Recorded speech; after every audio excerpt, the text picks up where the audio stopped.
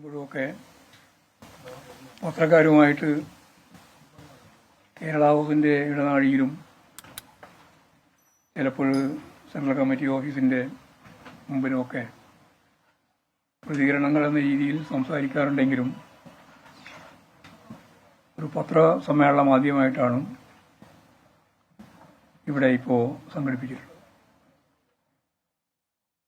കേരളത്തിലെ പാർട്ടിയെയും സർക്കാരിനെയും തകർക്കുന്നതിനായി കഴിഞ്ഞ കുറേ കാലമായി വലതുപക്ഷ രാഷ്ട്രീയ ശക്തികളും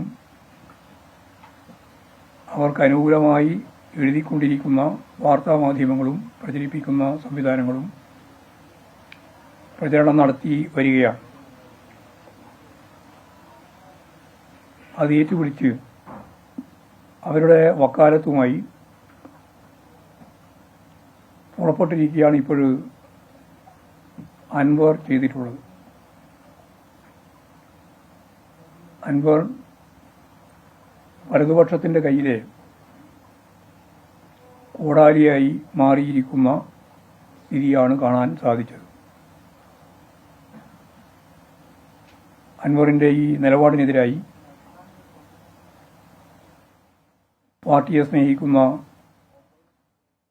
മുഴുവൻ ജനങ്ങളും പാർട്ടി സഖാക്കളുമാകെ രംഗത്തിറങ്ങണം എന്നാണ് ആദ്യം തന്നെ ചൂണ്ടിക്കാണിക്കാനുള്ളത്. അൻവറിൻ്റെ നിലപാടുകളും രാഷ്ട്രീയ സമീപനങ്ങളും പരിശോധിച്ചാൽ കമ്മ്യൂണിസ്റ്റ് പാർട്ടിയുടെ സംവിധാനത്തെ കുറിച്ച് അയാൾക്ക് കാര്യമായി ധാരണയില്ല എന്ന് വ്യക്തമാവും. ഇടതുപക്ഷ ജനാധിപത്യ മുന്നണിയുടെ പിന്തുണയോടെ സ്വതന്ത്രനായി മത്സരിച്ച് വിജയിച്ച PV അൻവർ നടത്തിയ അവസാനത്തെ പത്രസമ്മേളനത്തിൽ വലിയ രീതിയിലുള്ള പ്രചരണം സംഘടിപ്പിച്ചത് നമുക്കറിയുന്നതുപോലെ സ്വതന്ത്രനായി മത്സരിച്ച് ജയിച്ചതിന് ശേഷം അദ്ദേഹം ഏതെല്ലാം കാര്യങ്ങളാണോ ശരിയായി വിശദീകരിച്ചത് അതിനെല്ലാം എതിരായിട്ടാണ്. അതാണ് കഴിഞ്ഞ സമ്മേളനത്തിലെ പത്രസമ്മേളനത്തിലെ ഏറ്റവും പ്രധാനപ്പെട്ട കാര്യം. അൻവർ പഴയകാല കോൺഗ്രസ് പ്രവർത്തന പാരമ്പര്യമുള്ളൊരു കുടുംബത്തിന്റെ അംഗമായിരുന്നു. കെ കരുണാകരൻ DIC രൂപീകരിച്ച സന്ദർഭത്തിലാണ് അതിൻ്റെ ഭാഗമായി അദ്ദേഹം കോൺഗ്രസ് വിട്ടത്. DIC കോൺഗ്രസിലേക്ക് തിരിച്ചുപോയപ്പോൾ അദ്ദേഹം കോൺഗ്രസിലേക്ക് തിരിച്ചു പോയില്ല. അതിനുശേഷമാണ് അദ്ദേഹം പാർട്ടിയുമായി സഹകരിച്ച് പ്രവർത്തിക്കുന്ന നിലപാട് സ്വീകരിച്ചത്. നിലമ്പൂരിൽ സ്വതന്ത്ര സ്ഥാനാർത്ഥിയായി മത്സരിച്ച് പാർട്ടിയുടെയും ഇടതുപക്ഷ ജനാധിപത്യങ്ങളുടെയും സഹകരണത്തോടെ തിരഞ്ഞെടുപ്പിൽ അദ്ദേഹം ജയിച്ചത്. അതിനു മുമ്പ് അദ്ദേഹം ഏറനാട് മണ്ഡലത്തിൽ സ്വതന്ത്ര സ്ഥാനാർത്ഥിയായിട്ട് മത്സരിച്ചിരുന്നു. സ്വാഭാവികമായിട്ടും പരാജയപ്പെടുകയാണ് ഉണ്ടായത്. ഇത്രയും ഞാൻ പറയുന്നത് അദ്ദേഹം പാർട്ടിയുടെ സാധാരണക്കാരുടെ വികാരം ഉൾക്കൊണ്ടുകൊണ്ടാണ് പ്രവർത്തിക്കുന്നത് എന്ന പറഞ്ഞ സാഹചര്യത്തിലാണ്. അങ്ങനെ ഒരു സാഹചര്യം അദ്ദേഹത്തിനില്ല എന്നുള്ളതാണ് വസ്തുത. കമ്മ്യൂണിസ്റ്റ് പാർട്ടിയുടെ അംഗമാവുക എന്നത് അദ്ദേഹത്തിന് ഇത്രയും കാലം MLA ആയിട്ട് പോലും സാധിച്ചിട്ടില്ല. വർഗ ഭോജന സംഘടനകളിലോ അതിൻ്റെ ഭാരവാഹിയായോ അദ്ദേഹം ഇന്നേവരെ പ്രവർത്തിച്ചിട്ടുമില്ല. കോൺഗ്രസ് രാഷ്ട്രീയത്തിന്റെ ഭാഗമായി പ്രവർത്തിക്കുകയും തുടർന്ന് ഇടതുപക്ഷത്തിന്റെ സഹയാത്രികനായി മാറുകയും ചെയ്ത അദ്ദേഹം CPIMന്റെ പാർലമെന്ററി പാർട്ടി അംഗം എന്ന നിലയിലാണ് പ്രവർത്തിച്ചിരുന്നത്. CPIMന്റെ രാഷ്ട്രീയവുമായി ബന്ധമുള്ള പ്രധാനപ്പെട്ട വേദികളിലൊന്നും അദ്ദേഹം പ്രവർത്തിച്ചിരുന്നില്ല എന്നർത്ഥം. അതുകൊണ്ട് തന്നെ പാർട്ടിയുടെ പ്രവർത്തനത്തെക്കുറിച്ചോ അതിൻ്റെ സംഘടനാപരമായ രീതിയെക്കുറിച്ചോ പാർട്ടി നയങ്ങളെക്കുറിച്ചോ വ്യക്തമായ ധാരണ അദ്ദേഹത്തിന് ഉണ്ടായിരുന്നില്ല.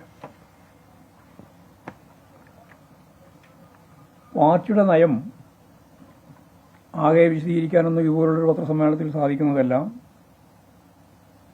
തെരഞ്ഞെടുപ്പുമായി മത്സരിക്കുന്ന സന്ദർഭത്തിൽ പ്രകടന പത്രികയുടെ അടിസ്ഥാനത്തിലാണ് ജനങ്ങളുടെ മുമ്പിൽ വെച്ച് വോട്ട് അഭ്യർത്ഥിക്കുക എന്ന സമീപനം സ്വീകരിക്കുന്നത്. പാർട്ടിക്ക് പാർലമെന്ററി പ്രവർത്തനം വളരെ പ്രധാനപ്പെട്ട ഒന്ന് തന്നെയാണ്. എന്നാൽ പാർലമെന്ററി പ്രവർത്തനത്തോടൊപ്പം തന്നെ ജനങ്ങളുമായി ബന്ധപ്പെട്ട പ്രശ്നങ്ങൾ ഉയർത്തിപ്പിടിച്ചുകൊണ്ടുള്ള ജനകീയ പോരാട്ടങ്ങളും സമരങ്ങളും സമന്വയിപ്പിച്ചുകൊണ്ടാണ് പാർട്ടി മുന്നേറ്റത്തിന് ശ്രമിക്കുന്നത്. പാർട്ടിയുടെ കാഴ്ചപ്പാട് ജനങ്ങൾക്കാകമാനം നീതി നേടുന്നതിനും പാവപ്പെട്ടവർക്ക് സവിശേഷമായ പ്രാധാന്യം നൽകി അവരുടെ ജീവിതപ്രയാസങ്ങൾ പരമാവധി പരിഹരിക്കുന്നതിനും കേരളത്തിലാകുമ്പോൾ കേരളത്തിൻ്റെ പ്രത്യേകത അമർത്യാസൻ ചൂണ്ടിക്കാണിച്ചതുപോലെ കേരള മോഡൽ അതുകൂടി കണ്ടുകൊണ്ടുള്ള ജനകീയ ജീവിതം ഗുണമേന്മയുള്ളതാക്കി മാറ്റുന്നതിനു വേണ്ടിയുള്ള പ്രവർത്തന രീതികളാണ് പാർട്ടിയും ഇടതുപക്ഷ ജനാധിപത്യ മുന്നണിയും അവലംബിക്കുന്ന സമീപനം. വികസനത്തെ സംബന്ധിച്ചുള്ള പാർട്ടി കാഴ്ചപ്പാടുകളെ അടിസ്ഥാനപ്പെടുത്തി അതുകൂടി വെച്ചുകൊണ്ടാണ് തെരഞ്ഞെടുപ്പ് പ്രചരണങ്ങളിൽ പാർട്ടി അതിൻ്റെ എല്ലാ അർത്ഥത്തിലുമുള്ള ജനകീയ ബന്ധം സ്ഥാപിച്ച് മുമ്പോട്ടേക്ക് പോയിട്ടുള്ളത്. ഇതാണ് പാർട്ടി നിലപാട്. മറ്റിതര സംസ്ഥാനങ്ങളിൽ നിന്ന് വ്യത്യസ്തമായി കേരളം ഏറ്റവും പിന്നണിയിൽ കിടക്കുന്ന ജനവിഭാഗത്തെ ഗുണമേന്മയുള്ള ജീവിതം നയിക്കാൻ പ്രാപ്തമാക്കി എന്നുള്ളതാണ് അമർത്യാസന്റെ ഭാഷയിൽ പറഞ്ഞാൽ കേരള മോഡൽ. ആ കേരള മോഡലിനെ ശക്തിപ്പെടുത്തലാണ് പാർട്ടി എല്ലാ സന്ദർഭത്തിലും തെരഞ്ഞെടുപ്പുമായിട്ട് ബന്ധപ്പെട്ട് അതിൻ്റെ പ്രകടന പത്രിക തയ്യാറാക്കുമ്പോഴും ഗവൺമെൻറ് അതിൻ്റെ ഭാഗമായിട്ടുള്ള പ്രവർത്തനങ്ങൾ നടത്തുമ്പോഴും ചെയ്തുകൊണ്ടിരിക്കുന്നത്. പരാതിയെ സംബന്ധിച്ചിടത്തോളമുള്ള കാര്യങ്ങൾ ഞങ്ങൾ എല്ലാ സന്ദർഭത്തിലും ജനങ്ങൾക്ക് വേണ്ടി പ്രവർത്തിക്കുന്ന ഒരു പാർട്ടി എന്ന നിലയിൽ എല്ലാ ജനങ്ങളുടെയും ആവശ്യങ്ങളെയും ആവലാതികളെയും പരിശോധിക്കുക എന്നത് പാർട്ടി പ്രവർത്തനത്തിന് തന്നെ ഭാഗമാണ്. കമ്മ്യൂണിസ്റ്റ് പാർട്ടിയുടെ ഈ പ്രവർത്തന ശൈലി പാർട്ടി പ്രവർത്തകരും അനുഭാവികളും ജനങ്ങളും പരസ്പരം ബന്ധപ്പെട്ടുകൊണ്ട് അവരുടെ തന്നെ ഭാഗമായി അവരുടെ തന്നെ നേതാവായി പ്രവർത്തിക്കുന്ന സമീപനമാണ് പാർട്ടി ആകെ കേരളത്തിൽ സ്വീകരിച്ചുകൊണ്ടിരിക്കുന്ന സമീപനം. സംസ്ഥാന സർക്കാരിൻ്റെ സമീപനവും ജനങ്ങൾ നൽകുന്ന പരാതികൾ പരിശോധിച്ച് പരിഹരിച്ച് മുമ്പോട്ടേക്ക് പോകുന്ന രീതി തന്നെയാണ് ഞാൻ നേരത്തെ പറഞ്ഞ ആശയങ്ങളെ അടിസ്ഥാനപ്പെടുത്തിയിട്ട്. ഈ ഒരു പശ്ചാത്തലത്തിൽ വേണം അൻവറിന്റെ പരാതിയെ സംബന്ധിച്ചിടത്തോളം എങ്ങനെയാണ് പാർട്ടി കൈകാര്യം ചെയ്തത് എന്ന് മനസ്സിലാക്കാൻ. CPIMന്റെ പാർലമെന്ററി പാർട്ടി അംഗമായ അൻവർ ഭരണതലത്തിലുള്ള ചില പ്രശ്നങ്ങളുമായി ബന്ധപ്പെട്ട് പരാതിയാണ് അദ്ദേഹം പരസ്യമായിട്ട് പ്രഖ്യാപിച്ചതിന് ശേഷം എന്നോട് പത്രസമ്മേളനത്തിൽ ഒരു ഘട്ടത്തിൽ പത്രപ്രവർത്തകർ ചോദിച്ചു, ഇങ്ങനെയാണോ പാർട്ടിയുടെ മുന്നിൽ ഒരു പ്രശ്നം പാർട്ടിയുമായിട്ട് ബന്ധപ്പെട്ട് നിൽക്കുന്നവർ സ്വീകരിക്കേണ്ടത്? അപ്പോൾ ഞാൻ അവരോട് പറഞ്ഞു, അല്ല, പാർട്ടിയുമായിട്ട് ബന്ധപ്പെട്ടവർ പാർട്ടിയിലാണ് ഉന്നയിക്കുക, ഗവൺമെന്റുമായിട്ട് ബന്ധപ്പെടുന്നവർ ഗവൺമെന്റിലാണ് ഉന്നയിക്കുക, രണ്ടുമായിട്ട് ബന്ധപ്പെടുന്നവർ ഗവൺമെന്റിലും പാർട്ടിയിലുമാണ് പ്രശ്നങ്ങൾ ഉന്നയിക്കുക. പരസ്യമായ നിലപാട് സ്വീകരിക്കുന്ന സമീപനം പാർട്ടി അംഗം കൂടിയല്ലാത്ത അൻവറിന്റെ സംഘടനാപരമായ പരിമിതിയാണ് കാണിക്കുന്നത് എന്ന് അന്ന് തന്നെ ചൂണ്ടിക്കാണിച്ചതാണ്. അപ്പോൾ സ്വാഭാവികമായിട്ട് അദ്ദേഹം അത് പരസ്യമായിട്ട് ഉന്നയിച്ചു. അതിനുശേഷം മുഖ്യമന്ത്രിയെ കണ്ട് അദ്ദേഹത്തിന് പരാതി നൽകുന്ന സ്ഥിതിയുണ്ടായി. തുടർന്ന് CPIMന്റെ സംസ്ഥാന കമ്മിറ്റിക്കും അദ്ദേഹം ഇതേപോലെ തന്നെയുള്ള പരാതിയുടെ കോപ്പി മുഖ്യമന്ത്രിക്ക് കൊടുത്ത കോപ്പി ഞങ്ങൾക്കും തരികയുണ്ടായി. മുഖ്യമന്ത്രിക്ക് നൽകിയ പരാതിയുടെ അടിസ്ഥാനത്തിൽ പരാതിയിൽ ഉൾപ്പെട്ട എല്ലാ വിഷയങ്ങളെ സംബന്ധിച്ചും അന്വേഷണം നടത്തുന്നതിന്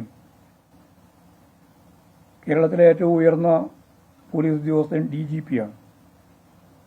DGP-യുടെ നേതൃത്വത്തിൽ ഒരു അന്വേഷണ സംഘത്തെ തന്നെ നിയോഗിക്കുകയുണ്ടായി. അതോടൊപ്പം പോലീസിന്റെ പൊതുവായ യശസ് ഉയർത്തിപ്പിടിക്കുന്നതിൽ പ്രഥമദൃഷ്ട്യാ തന്നെ പോരായ്മ വന്നിട്ടുണ്ട്. അവിടെ SP ആയിരുന്ന ഇപ്പോഴത്തെ അന്നത്തെ പരിസ്ഥിതിയിൽ പത്തനംതിട്ട SP കൂടിയായ സുജിത് ദാസ് IPS അദ്ദേഹത്തെ സംബന്ധിച്ചുള്ള പ്രശ്നം പുറത്തു വന്നപ്പോൾ DGP അന്വേഷിച്ച് നൽകിയ റിപ്പോർട്ടിനെ അടിസ്ഥാനപ്പെടുത്തി സുജിത് ദാസ് IPSനെ സസ്പെൻഡ് ചെയ്യുന്ന നില സ്വീകരിച്ചു. മലപ്പുറം ജില്ലയിലെ പോലീസ് രംഗത്ത് ചില പ്രധാനപ്പെട്ട മാറ്റങ്ങൾ വരുത്തുകയും ചെയ്തു.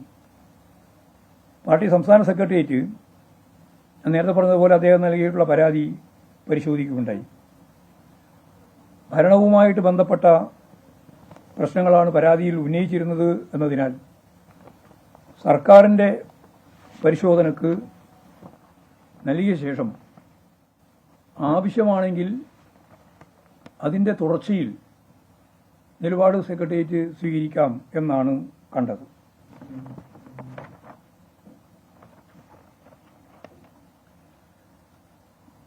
അൻവർ നൽകിയ പരാതി പാർട്ടി ചർച്ച ചെയ്യുകയും അത് സംബന്ധിച്ചെടുത്ത തീരുമാനം പരസ്യമായി തന്നെ പത്രസമ്മേളനത്തിലൂടെ അറിയിക്കുകയും ചെയ്തിട്ടുള്ളതാണ്. അന്ന് അൻവറിന്റെ പരാതിയിൽ P. ശശിക്കെതിരായിട്ടുള്ള പരാമർശമൊന്നും ഉണ്ടായിരുന്നില്ല. അതുകൊണ്ട് തന്നെ അത്തരം ഒരു പരിശോധനയ്ക്ക് വിധേയമാകേണ്ടുന്ന കാര്യം അൻവർ കത്തുമായിട്ട് ബന്ധപ്പെട്ടില്ലതാനും. അതിനുശേഷമാണ് രണ്ടാമതൊരു പരാതി പാർട്ടി സംസ്ഥാന കമ്മിറ്റിക്ക് നൽകിയത്. അതും പാർട്ടി പരിശോധിച്ച് ഇരിക്കുകയാണ്. അതിന്റെ കാര്യങ്ങൾ പൊതുവിൽ പത്രസമ്മേളനത്തിൽ പറയുകയും ചെയ്തു. അതുമാത്രമല്ല, അദ്ദേഹവുമായി നേരിട്ട് ബന്ധപ്പെടുന്നതിന് പാർട്ടി സംസ്ഥാന സെക്രട്ടേറിയറ്റിന് ശേഷം അദ്ദേഹത്തെ ഞാൻ തന്നെ വിളിച്ച് നമുക്ക് എപ്പോഴാണ് ഒന്ന് നേരിട്ട് കാണാനാവുക എന്ന് ചോദിച്ചപ്പോൾ അടുത്ത 3-ാം തീയതി അപ്പോഴാണ് കാണാനാവുക എന്ന് പറഞ്ഞതിനെ അടിസ്ഥാനപ്പെടുത്തി 3-ാം തീയതി കാണുന്നതിനു വേണ്ടിയുള്ള തീയതി നിശ്ചയിക്കുകയും ഉണ്ടായിട്ടുണ്ട്. അതിനുശേഷമാണ് അച്ചടക്കത്തിന്റെ എല്ലാ സീമകളും ലംഘിച്ചുകൊണ്ട് വീണ്ടും ഒരു പത്രസമ്മേളനത്തിലേക്ക് അദ്ദേഹം കടന്നത്. ഇതിനിടയിൽ പാർട്ടി സംസ്ഥാന സെക്രട്ടേറിയറ്റ് ആദ്യം പറഞ്ഞ നിലപാടിൽ നിന്ന് അദ്ദേഹം മാറി ഞാൻ പാർട്ടിക്കും ഗവൺമെന്റിനും പരാതി നൽകി കഴിഞ്ഞു, ഇനി അവരുടെ തീരുമാനമനുസരിച്ച് ഞാൻ മറ്റൊന്നും പ്രതികരിക്കുന്നില്ല എന്ന് പറഞ്ഞ് നിൽക്കുന്നതിൽ നിന്ന് മാറി അദ്ദേഹം വീണ്ടും പത്രസമ്മേളനവും ആക്ഷേപങ്ങളും ഉന്നയിക്കുന്ന സാഹചര്യത്തിൽ പാർട്ടി സംസ്ഥാന കമ്മിറ്റി കൃത്യമായിട്ടൊരു സ്റ്റേറ്റ്മെന്റിലൂടെ ഇത് വലതുപക്ഷ ശക്തികൾക്ക് ആയുധം നൽകുന്ന ഒരു പരിപാടിയായിട്ട് മാത്രമേ കാണാനാവുള്ളൂ, ഇനി ഇത് ആവർത്തിക്കരുത് എന്ന് അദ്ദേഹത്തോട് കൃത്യമായിട്ട് പറയുന്ന ഒരു സ്റ്റേറ്റ്മെന്റ് പാർട്ടി സംസ്ഥാന കമ്മിറ്റി ഇറക്കി. കേരളത്തിലെ മുഖ്യമന്ത്രി സഹാബ് പിണറായി ഒരു വാർത്താ സമ്മേളനത്തിന്റെ ഭാഗമായും പൊതുയോഗത്തിന്റെ പ്രസംഗത്തിന്റെ ഭാഗമായിട്ടും ഈ കാര്യം ഒന്നുകൂടി വിശദീകരിച്ചു. വന്ന പരാതികൾ പരിശോധിക്കുന്നതിനിടയിൽ പാർട്ടിയിലും സർക്കാരിലും വിശ്വാസം അർപ്പിച്ച് മുന്നോട്ട് പോകുന്നതിന് അദ്ദേഹം തയ്യാറായില്ല എന്ന് മാത്രമല്ല, നിരവധി പ്രാവശ്യം വാർത്താ സമ്മേളനങ്ങൾ നടത്തി നിരവധി പ്രാവശ്യം പാടില്ല എന്ന നിർദ്ദേശം നൽകി പുതിയ ആരോപണങ്ങളുമായി UDF-കാരും BJP-ക്കാരും വാർത്താ മാധ്യമ ശൃംഖലയും എന്താണോ കേരളത്തിലെ ഗവൺമെന്റിനെതിരായിട്ട് പാർട്ടിക്കെതിരായിട്ട് ഇതേവരെ പറഞ്ഞുകൊണ്ടിരിക്കുന്നത് ഇക്കാലം അത്രയും അതിനെല്ലാം എതിരായിട്ട് ശക്തിയായി നിന്ന അൻവർ അതെല്ലാം പൂർണ്ണമായിട്ട് അദ്ദേഹത്തിൻ്റെതായ രീതിയിൽ, ഭാഷയിൽ, ശൈലിയിൽ ആരോപണങ്ങൾ ഉന്നയിക്കുന്ന രീതിയാണ് യഥാർത്ഥത്തിൽ ഇപ്പോഴും അൻവറിൻ്റെ ഭാഗത്ത് നിന്ന് ഉണ്ടായിട്ടുള്ളത്. അച്ചടക്കമുള്ള ഒരു സംഘാടക മേഖലയിൽ നിൽക്കുന്ന ഒരാൾക്ക് ആലോചിക്കാൻ പോലും സാധിക്കാത്ത രീതിയിലുള്ള കാര്യമാണിത്. അതുകൊണ്ട് കൂടുതൽ പ്രതികരണങ്ങൾ നടത്താതെ അൻവർ മാറി നിൽക്കണമെന്ന കാര്യം പലപ്പോഴും ഓർമ്മിപ്പിച്ചിട്ടും ആ നിലപാടിൽ മാറ്റമുണ്ടായില്ല എന്ന വസ്തുത പാർട്ടി കൃത്യമായിട്ട് മനസ്സിലാക്കുകയാണ്. വിവിധ ഘട്ടങ്ങളിലായി മുഖ്യമന്ത്രിയെയും അതുപോലെ തന്നെ ഞാനുമായും പോളിറ്റ് ബ്യൂറോ അംഗമായ സഖാവ് എ വിജയരാഘവൻ ഉൾപ്പെടെ എല്ലാവരുമായിട്ട് നേരിട്ട് കാര്യങ്ങൾ ചർച്ച ചെയ്തിട്ടുണ്ട് എന്നുള്ളത് വസ്തുതയാണ്. മലപ്പുറം ഉൾപ്പെടെയുള്ള വിവിധ മേഖലയിലുള്ള സഖാക്കളും പാർട്ടി നേതാക്കളും, അദ്ദേഹം പ്രവർത്തിക്കുന്ന മേഖല മലപ്പുറമാണല്ലോ, അവിടെയുള്ള പാർട്ടി നേതൃത്വവും നിരന്തരമായി ഇദ്ദേഹവുമായി ആശയവിനിമയം നടത്തിക്കൊണ്ടിരിക്കുകയായിരുന്നു എന്നുള്ളതും സത്യമാണ്. ഇതെല്ലാം ഞാൻ വിശദീകരിച്ചത് അൻവറിന്റെ പരാതികൾ പരിശോധിക്കാതിരിക്കുകയോ അദ്ദേഹത്തിന്റെ അഭിപ്രായങ്ങൾ കേൾക്കാതിരിക്കുകയോ ചെയ്യുന്ന ഒരു സമീപനം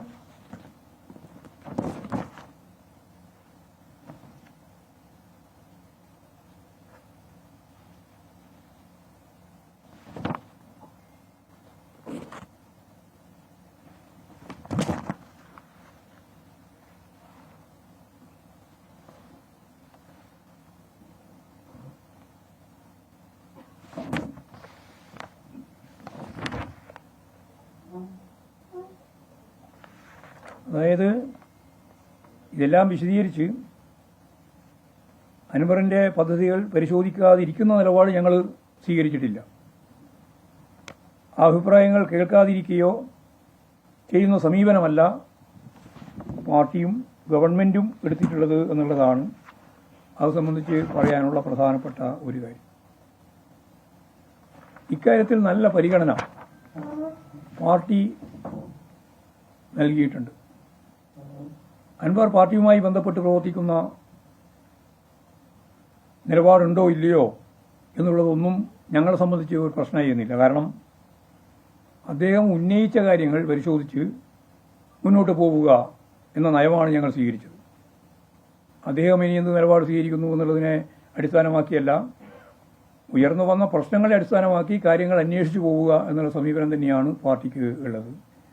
യാതൊരു തരത്തിലുള്ള പരിഗണന കുറവോ ഉന്നയിച്ച പ്രശ്നങ്ങൾ പരിശോധിക്കാതിരിക്കുന്ന സമീപനമോ പാർട്ടി സ്വീകരിച്ചിട്ടില്ല, സർക്കാരും സ്വീകരിച്ചിട്ടില്ല. ആ അന്വേഷണങ്ങൾ മുറക്ക് തന്നെ നടന്നു വരികയാണ്.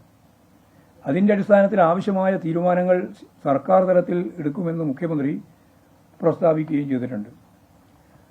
ഒരു തെറ്റുകാരനെയും തെറ്റായ നിലപാട് സ്വീകരിക്കുന്ന ഒരാളെയും വെച്ചു പൊറുപ്പിക്കില്ല, അന്വേഷണ റിപ്പോർട്ടിനെ അടിസ്ഥാനപ്പെടുത്തിയിട്ട് ആവശ്യമായ തീരുമാനമെടുക്കും എന്ന് ആവർത്തിച്ച് മുഖ്യമന്ത്രിയും ആ നിലപാട് തന്നെയാണ് പാർട്ടിക്കുള്ളത് എന്ന കാര്യം ആവർത്തിച്ച് പാർട്ടിയും ഇതേവരെ ഈ സംഭവവുമായി ബന്ധപ്പെട്ട് പറഞ്ഞുകൊണ്ടിരിക്കുകയായിരുന്നു.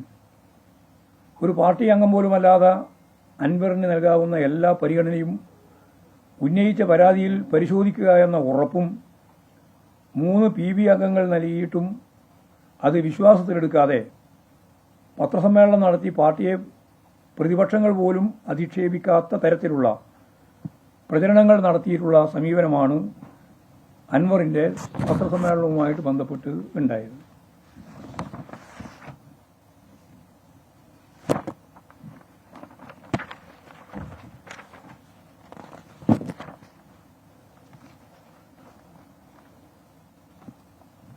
ബാബറി മസ്ജിദ് തകർച്ചയ്ക്ക് ശേഷം ഇവിടെ നടന്ന പാർലമെന്റ് നിയമസഭാ തെരഞ്ഞെടുപ്പുകളിലേക്ക് നമ്മൾ കണ്ടതുപോലെ കോലീബി സഖ്യം അരങ്ങേറിയത് എല്ലാവരും കണ്ടിട്ടുള്ള വസ്തുതയാണ്. കേരളത്തിലെ നിരവധി തദ്ദേശ സ്വയംഭരണ സ്ഥാപനങ്ങളിലും ബാങ്കുകളിലും ഇത്തരത്തിലുള്ള സഖ്യങ്ങൾ ഇപ്പോഴും നിലവിലുണ്ട് എന്നതും പകൽ വെളിച്ചം പോലെ വ്യക്തമാണ്. കേരള സർക്കാരിനെ ദുർബലപ്പെടുത്തുന്നതിന്റെ ഭാഗമായാണ് സ്വർണ്ണക്കള്ളക്കടത്ത് കേസിന്റെ പേരിൽ സംസ്ഥാന സർക്കാരിനെ മുൾമുനയിൽ നിർത്താനുള്ള വലിയ പരിശ്രമങ്ങൾ BJP സർക്കാരിനുടെ കേന്ദ്ര ഏജൻസികളെയും ഉപയോഗപ്പെടുത്തി കേരളത്തിലുടനീളം പ്രചരണം സംഘടിപ്പിച്ചു. രാജ്യത്താകമാനം പ്രതിപക്ഷത്തിനെതിരെയുള്ള BJP സർക്കാരിന്റെ നീക്കത്തിനെതിരെ വലിയ പ്രതിഷേധങ്ങളാണ് ഇന്ത്യയിലാകെ കക്ഷികളെല്ലാം, കോൺഗ്രസ് ഉൾപ്പെടെ എല്ലാവരും പൊതുവിൽ നടത്തിയത്. എന്നാൽ കേരള സർക്കാരിനെതിരെയുള്ള ഈ നീക്കത്തിനെതിരെ നിലപാട് സ്വീകരിക്കാൻ കോൺഗ്രസ് തയ്യാറായില്ല എന്നുള്ളതും വസ്തുതയാണ്. സംസ്ഥാന സർക്കാരിന് അർഹതപ്പെട്ട വിഭവങ്ങൾ ലഭിക്കാത്തതുൾപ്പെടെയുള്ള പ്രശ്നങ്ങൾ BJP ഗവൺമെന്റ് നമുക്കെല്ലാം അറിയുന്നതുപോലെ ഒരു ഉപരോധം പോലെ കേരളത്തിലെ ഗവൺമെന്റിനെതിരായി സാമ്പത്തിക തലത്തിൽ കാര്യങ്ങൾ കൈകാര്യം ചെയ്യുമ്പോൾ അതിനെ എതിർക്കുന്നതിന് BJP സ്വാഭാവികമായിട്ടും തയ്യാറില്ല, പക്ഷേ UDFും തയ്യാറില്ല എന്നുള്ളത് സത്യമാണ്. ഇത്തരത്തിൽ സംസ്ഥാനത്തെ ഞെക്കിക്കൊല്ലാനുള്ള കേന്ദ്ര ഗവൺമെന്റ് നയങ്ങൾക്കെതിരെ ഒരക്ഷരം മിണ്ടാതിരുന്നത് LDFിനെ തകർക്കാനുള്ള പ്രവർത്തനങ്ങൾക്ക് BJPയോടൊപ്പം കൈകോർക്കാൻ കേരളത്തിലെ കോൺഗ്രസ് സന്നദ്ധമാണ് എന്നതിന്റെ തെളിവാണ്. ഗവർണറെ ഉപയോഗപ്പെടുത്തി സർവകലാശാലകളെ തകർക്കുന്ന നയം BJP ഇപ്പോൾ സ്വീകരിച്ചിരിക്കുകയാണ്. എല്ലാ മാനദണ്ഡങ്ങളും കീഴ്വഴക്കങ്ങളും ലംഘിച്ചുകൊണ്ടാണ് സെനറ്റിൽ കോൺഗ്രസിന്റെയും BJPയുടെയും നേതാക്കളെ നോമിനേറ്റ് ചെയ്യുന്നത്. സർവകലാശാലകളിൽ ഇപ്പോൾ താൽക്കാലികമായിട്ട് വൈസ് ചാൻസലർമാരെ നിശ്ചയിക്കുന്നതും കോൺഗ്രസിന്റെയും BJPയുടെയും ആളുകളെയാണ്, ഒരു തരത്തിലുള്ള മെറിറ്റും നോക്കാതെ. RSSന്റെ ശാഖകൾക്ക് കാവൽ നിന്നു എന്ന് പറഞ്ഞത് KPCC പ്രസിഡന്റ് തന്നെയാണ്. അപ്പോൾ എല്ലാ അർത്ഥത്തിലും നമുക്കറിയുന്നതുപോലെ വർഗീയ ശക്തികളുമായിട്ട് കൂട്ടുചേർന്ന് മുമ്പോട്ടേക്ക് പോകാൻ കോൺഗ്രസിനോ അവരുമായി ചേരുന്നതിന് BJPക്കോ യാതൊരു മാനസിക പ്രയാസവുമില്ലാതൊരു സംസ്ഥാനമാണ് കേരളം. CPIMന്റെ 218 സഖാക്കളെ രക്തസാക്ഷികളാകേണ്ടി വന്ന രക്തസാക്ഷികൾ യഥാർത്ഥത്തിൽ RSSന്റെ BJPയുടെ കടന്നാക്രമത്തിന്റെ ഭാഗമായി രക്തസാക്ഷിത്വം വരിക്കേണ്ടി വന്ന സംസ്ഥാനമാണ് കേരളം. ആ കേരളത്തിലെ BJPയുമായി ചേർന്ന് CPIM പ്രവർത്തിക്കുന്നു എന്നുള്ള പ്രചാരവേലയാണ് യഥാർത്ഥത്തിൽ സംഘടിപ്പിച്ചുകൊണ്ടിരിക്കുന്നത്. അതിലൊന്നും യാതൊരു തരത്തിലുള്ള അടിസ്ഥാനവുമില്ല എന്ന് നമുക്ക് മനസ്സിലാക്കാൻ സാധിക്കും. സുപ്രീം കോടതി തന്നെ കഴിഞ്ഞ പ്രാവശ്യം പറഞ്ഞത്, കെജ്രിവാളിന് ജാമ്യം അനുവദിച്ചപ്പോൾ പറഞ്ഞ ഒരു കാര്യം, പ്രതികളുടെ മൊഴി അടിസ്ഥാനമാക്കി മറ്റുള്ളവരെ കേസിൽ ഉൾപ്പെടുത്തിയതിന്റെ പോരായ്മയെ സംബന്ധിച്ചായിരുന്നു. സ്വർണം വെട്ടിച്ച പ്രതികളെ അറസ്റ്റ് ചെയ്ത ആഭ്യന്തര വകുപ്പിന്റെ നടപടിക്കെതിരായി അൻവാർ സംസാരിച്ചത് ഇത്തരത്തിലുള്ള പ്രതികളെ മുൻനിർത്തിയായിരുന്നു എന്ന് നമുക്ക് കാണാൻ കഴിയും. മാധ്യമങ്ങളിൽ അവരെ കൊണ്ടുവന്നിട്ട് തന്നെ പറയുന്ന സ്ഥിതി ഉണ്ടായിട്ടുണ്ട്. യഥാർത്ഥത്തിൽ പിണറായി വിജയൻ ഉപജാപക സംഘത്തിന്റെ കൈകളിൽ പെട്ടു എന്ന്, അത് കേരളത്തിലെ കമ്മ്യൂണിസ്റ്റ് പാർട്ടിയുടെ അവസാനത്തെ മുഖ്യമന്ത്രിയാണ് എന്നും അൻവർ ഇപ്പോൾ അവസാനം പ്രഖ്യാപിച്ചിരിക്കുകയാണ്. സ്വാഭാവികമായി ഞാൻ നേരത്തെ പറഞ്ഞതുപോലെ അൻവർ എല്ലാ സന്ദർഭത്തിലും മുഖ്യമന്ത്രിക്ക് അനുകൂലമാണ് ഞാൻ എന്നാണ് പറഞ്ഞുകൊണ്ടിരുന്നത്. ഞങ്ങൾ എല്ലാ സന്ദർഭത്തിലും മുഖ്യമന്ത്രിയുമായിട്ട് സഹകരിച്ചുകൊണ്ടാണ് മുന്നോട്ടേക്ക് പോയത്. ഞാൻ അദ്ദേഹത്തെ കുറ്റപ്പെടുത്തുന്നില്ല എന്ന് ഇതിന് ശേഷവും ഇതിനിടയിൽ ഞാൻ നേരത്തെ പറഞ്ഞതുപോലുള്ള പരസ്യമായ പ്രചരണം നടത്തിക്കൊണ്ടിരിക്കുന്നതിനിടയിലും പറഞ്ഞിരുന്ന അൻവർ ഇപ്പോൾ വളരെ വേഗം മാറുകയാണ്. എന്നിട്ട് ഉപജാപക സംഘത്തിന്റെ കയ്യിൽ പെട്ടിരിക്കുന്നു എന്ന് പരസ്യമായിട്ട് പ്രഖ്യാപിക്കുകയാണ്. മാത്രമല്ല, കേരളത്തിലെ കമ്മ്യൂണിസ്റ്റ് പ്രസ്ഥാനത്തിന്റെ ഭാവി സംബന്ധിച്ച് പ്രവചിച്ച വളരെ പ്രധാനപ്പെട്ട ചില വ്യക്തികൾ ഉണ്ടായിട്ടുണ്ട്. അതിൽ ഏറ്റവും പ്രധാനപ്പെട്ട ഒന്നാണ്, എപ്പോഴും പറഞ്ഞുകൊണ്ടിരിക്കുന്നതാണ്, മലയാള മനോരമയുടെ മാമമാപ്പിള. അദ്ദേഹം പറഞ്ഞത്, കമ്മ്യൂണിസ്റ്റുകാർ അധികാരത്തിൽ വന്നാൽ വിഷം കഴിച്ച് മരിക്കുകയായിരിക്കും ഇതിനേക്കാൾ ഭേദമെന്നാണ്. എന്നിട്ട് എത്രയോ പ്രാവശ്യം കമ്മ്യൂണിസ്റ്റുകാർ അധികാരത്തിൽ വന്നിട്ടുണ്ട്. AK ആന്റണി പറഞ്ഞത് അന്ന് 100 വർഷത്തേക്ക് കമ്മ്യൂണിസ്റ്റ് പാർട്ടി അധികാരത്തിൽ വരില്ല എന്നായിരുന്നു.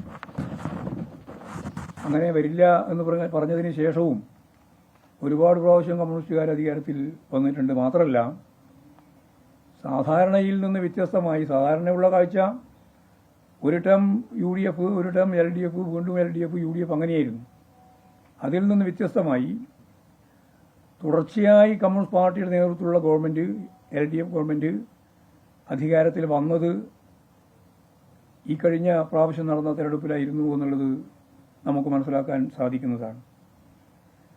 ഒന്നാം പിണറായി സർക്കാരിൻ്റെ കാലത്ത് 92 സീറ്റുകളായിരുന്നു അന്ന് ലഭിച്ചിരുന്നത്. ഇപ്പോൾ 99 സീറ്റ് നേടിക്കൊണ്ടാണ് ജനങ്ങളുടെ വിധിയെഴുത്ത് ഉണ്ടായത്. അന്ന് ഈ പാർട്ടിക്കെതിരായിട്ട് സ്വർണ്ണക്കടത്തിൻ്റെ പ്രശ്നം ഉണ്ടായിരുന്നു. ഞാൻ നേരത്തെ പറഞ്ഞ കേന്ദ്ര ഏജൻസികളുടെ 5-8ഓളം കേന്ദ്ര ഏജൻസികളുടെ അന്വേഷണം ഉണ്ടായിരുന്നു.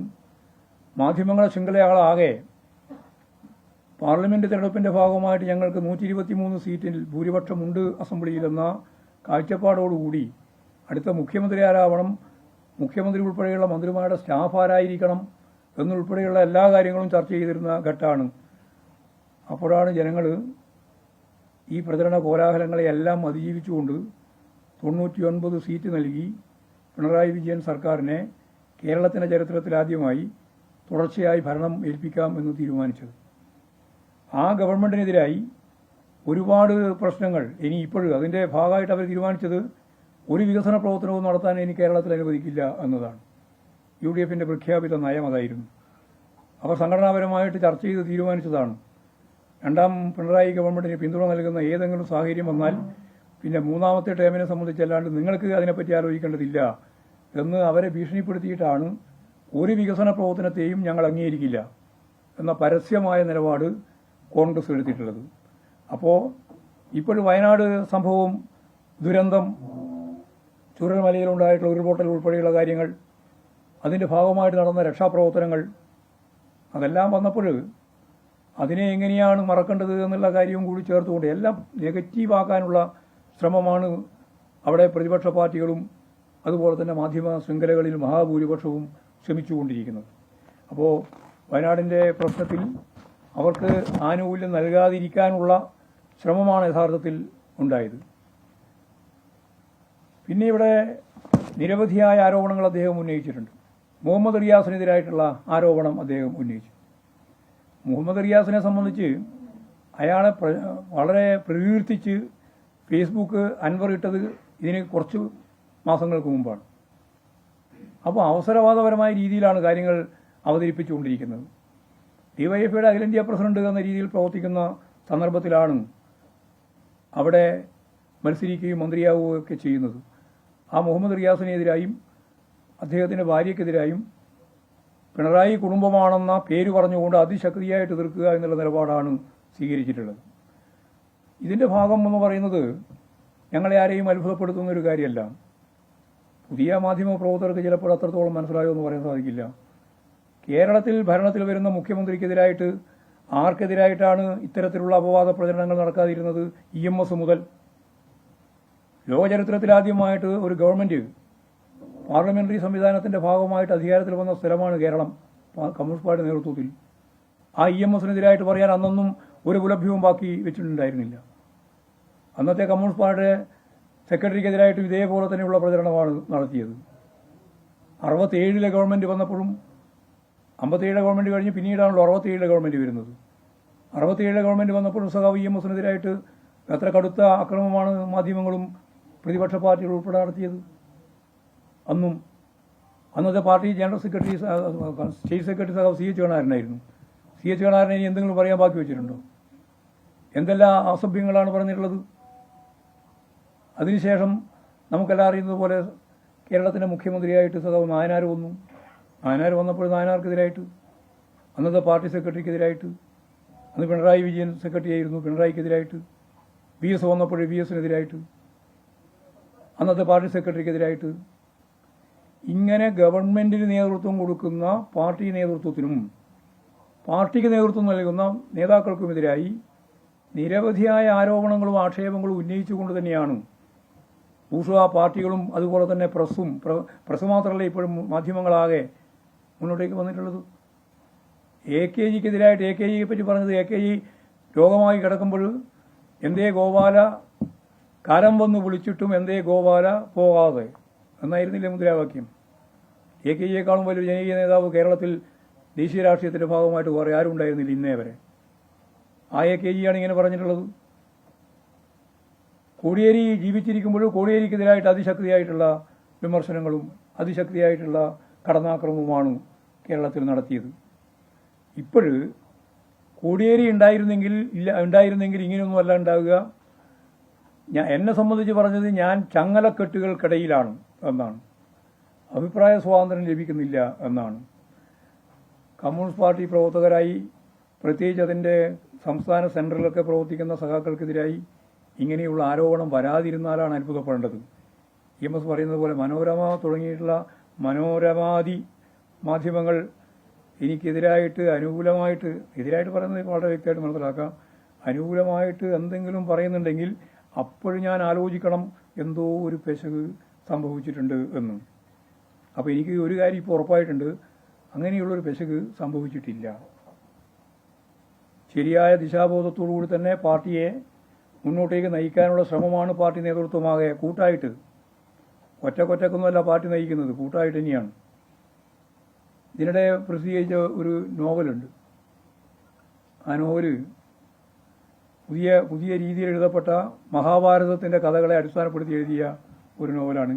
നിങ്ങൾക്ക് ആർക്കെങ്കിലും കിട്ടിയോന്ന് എനിക്ക് അറിയില്ല. നല്ല വായനക്കാരുണ്ടെങ്കിൽ കിട്ടിയിട്ടുണ്ടാവും. അത് ആത്രേയം എന്ന് പറയുന്ന പുസ്തകമാണ്. ആത്രേയം അത് എഴുതിയിട്ടുള്ളത് വളരെ പ്രശസ്തമായ ഒരു നോവൽ. ഇതിന് മുമ്പ് എഴുതിയിട്ടുള്ള കല്യാണിയും ദാക്ഷായണിയും എന്നു പേരുള്ള 2 സ്ത്രീകളുടെ കഥ 25ാമത്തെ എഡിഷനാണ് ഇപ്പോൾ. നല്ല വായനക്കാരുണ്ട് നടത്തും. അതിലൊരു കഥാപാത്രത്തെ പറ്റി പറയുന്നുണ്ട്. ഒരു ചില്ലി കമ്പാണെങ്കിൽ ചവിട്ടി അരക്കാം. മഹാഭാരതത്തിൻ്റെ കഥയുമായി ബന്ധപ്പെട്ടാണ്. എന്നാൽ ഒരു കെട്ട് കമ്പ്, ചില്ലിക്കമ്പ് ചവിട്ടി അരക്കാനാവുന്നതല്ല. കമ്മ്യൂണിസ്റ്റ് പാർട്ടിയുടെ സവിശേഷത ഏതാണ്? ഒരാളല്ല, നേതൃത്വത്തിൻ്റെ ഭാഗമായിട്ട് ചൂണ്ടിക്കാണിക്കുന്ന ഒരാളല്ല, അതെല്ലാം കൂടിച്ചേർന്ന ഒരു പാർട്ടി നേതൃത്വവും പാർട്ടിയുമാണ്. ദശലക്ഷക്കണക്കിന് മനുഷ്യർ ചേർന്നതാണ് ഈ പ്രസ്ഥാനം.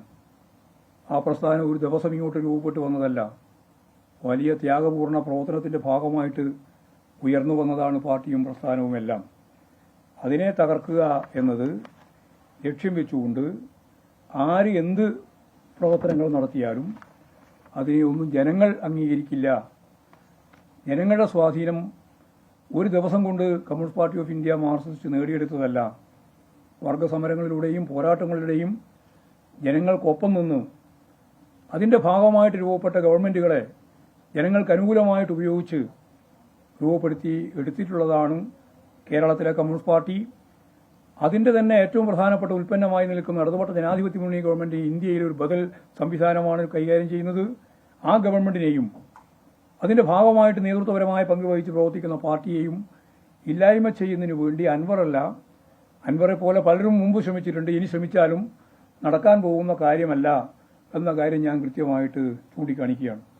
ഫോൺ ചോർച്ചത് ഉൾപ്പെടെയുള്ള പരിപാടികൾ സ്വാഭാവികമായിട്ടും ഇപ്പോൾ പ്രശ്നമായിട്ട് ഉയർന്നു വന്നിട്ടുണ്ട്. അതെല്ലാം സ്വാഭാവികമായ പരിശോധനയ്ക്ക് വിധേയമാവുമെന്ന് തന്നെയാണ് ഞങ്ങൾ പ്രതീക്ഷിക്കുന്നത്.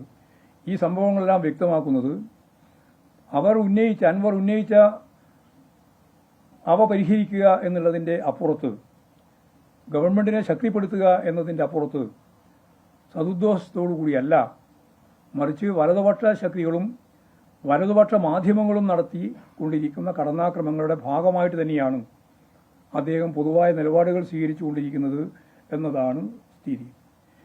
കേരളത്തിലെ കമ്മ്യൂണിസ്റ്റ് പാർട്ടി ദീർഘമായ സമര പോരാട്ടങ്ങളിലൂടെ വളർന്നു വന്നിട്ടുള്ളതാണെന്ന് ഞാൻ പറഞ്ഞു. ആ നേതൃത്വത്തിനെതിരെ പാർട്ടി അനുഭവ പരിചയം പോലുമില്ലാതെ അൻവർ രംഗത്തിറങ്ങി പാർട്ടിയുടെ മൊത്തം പിന്തുണയുണ്ട് എന്ന് അവകാശപ്പെട്ട്, അങ്ങനെയാണ് ഇപ്പോഴത്തെ ഏറ്റവും അവസാനത്തെ അവകാശവാദം, ഞാനാണ് ഇനി ജനങ്ങൾക്കെല്ലാം വേണ്ടി പറയാൻ പോകുന്നത് എന്ന രീതിയിലാണ് അൻവറിൻ്റെ നിലപാടുകൾ. ഞാൻ നേരത്തെ പറഞ്ഞതുപോലെ വർഗഭോജന പ്രസ്ഥാനങ്ങളുമായോ ജനങ്ങളുമായോ പാർട്ടിതല ബന്ധങ്ങളൊന്നും തന്നെ ഇല്ലാത്ത അദ്ദേഹത്തിന് ഇങ്ങനെയുള്ള ഒരു കാര്യം സ്വാഭാവികമായിട്ടും പറയുന്നതിൽ പ്രയാസം ഉണ്ടാവില്ല. ഞാൻ സ്വതന്ത്ര നിലപാട് സ്വീകരിക്കും എന്നാണ് പറയുന്നത്. അദ്ദേഹം LDFിൽ നിന്ന് പൂർണ്ണമായിട്ടും മാറി. അദ്ദേഹം തന്നെ പറഞ്ഞത്, ഞാനിനി പാർലമെന്ററി പാർട്ടി യോഗത്തിൽ പങ്കെടുക്കാൻ ഉദ്ദേശിക്കുന്നില്ല, ഞാൻ മധ്യത്തിലിരിക്കാൻ പോവുകയാണ്. LDFിൻ്റെ ഒപ്പവുമില്ല, UDFിൻ്റെ ഒപ്പവുമില്ല. അങ്ങനെയാണ് എല്ലാവരും പറയുക. LDFന്റെ ഭാഗമായിട്ട് നിൽക്കാത്തവർ പലപ്പോഴും പറഞ്ഞുകൊണ്ടിരുന്നത് ഞാൻ അപ്പുറവും ഇപ്പുറവും ഇല്ല എന്നാണ്. പക്ഷേ അവസാനം എവിടെയാണ് എത്തുക എന്നുള്ളത് ഞാൻ പറയേണ്ട കാര്യമില്ല, എല്ലാവർക്കും അനുഭവവേദ്യമാണ്. അതുകൊണ്ട് അൻവർ ഇപ്പോഴും എടുത്ത സമീപനങ്ങളൊന്നും പാർട്ടി സംഘടനാപരമായിട്ടോ അല്ലെങ്കിൽ രാഷ്ട്രീയ നിലപാടടിസ്ഥാനപ്പെടുത്തിയിട്ടോ അംഗീകരിക്കാൻ സാധിക്കുന്ന നിലപാടല്ല. അതെല്ലാം ജനങ്ങളുടെ മുമ്പിൽ തുറന്നു പറഞ്ഞുകൊണ്ട് തന്നെ കൃത്യതയോടുകൂടി കാര്യങ്ങൾ ജനങ്ങളെ ബോധ്യപ്പെടുത്താനുള്ള ശ്രമകരമായ ജോലി നമുക്ക് നിർവഹിക്കാൻ സാധിക്കേണ്ടതുണ്ട്. ജനങ്ങൾ സ്വാഭാവികമായിട്ടും ഇത് തിരിച്ചറിയുന്നുണ്ട്. എന്തുകൊണ്ടാണ് പ്രതികരിക്കാത്തത് എന്നതായിരുന്നു ഞങ്ങൾക്ക് മുമ്പിൽ വന്ന ഒരുപാട് ചോദ്യം. പരമാവധി അൻവറിനെ പോലെയുള്ള ഒരാളെ ഏതെങ്കിലും പക്ഷത്തിലേക്ക്, പക്ഷം ഏതാണെന്നൊന്നും പറയാൻ ഞാനിപ്പോൾ പറയുന്നില്ല, ഏതെങ്കിലും പക്ഷത്തിലേക്ക് തള്ളി മാറ്റുക എന്നുള്ളൊരു നിലപാട് ഞങ്ങളുടെ നിലപാടല്ല എന്നുള്ളത് കൊണ്ടാണ് ഇത്രയും താമസിച്ച് അദ്ദേഹം ഞാൻ LDF വിടുന്നു എന്ന് പറയുന്ന സ്റ്റേറ്റ്മെന്റിന് ശേഷം മാത്രമേ പാർട്ടി അദ്ദേഹത്തിന്റെ നിലപാടിനോട് ഇടതുപക്ഷ ജനാധിപത്യ മുന്നണിയുമായിട്ടുള്ള അദ്ദേഹത്തിന്റെ ബന്ധം അദ്ദേഹം തന്നെ വിച്ഛേദിച്ചു പോയിരിക്കുന്നു എന്ന കാര്യം കൃത്യതയോടുകൂടി പറയാൻ ഇപ്പോൾ തീരുമാനിച്ചിട്ടുള്ളത്.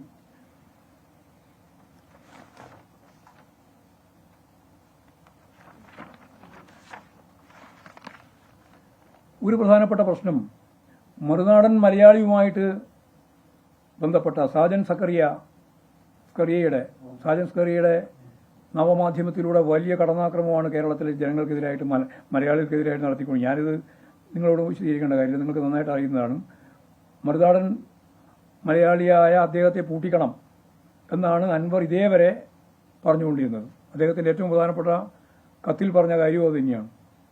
പക്ഷേ ഇന്നലത്തെ സ്റ്റേറ്റ്മെന്റ് വന്നതോടുകൂടി അല്ലെങ്കിൽ ഇന്നലത്തെ പത്രസമ്മേളനത്തോടുകൂടി ഒരു കാര്യം മനസ്സിലായി.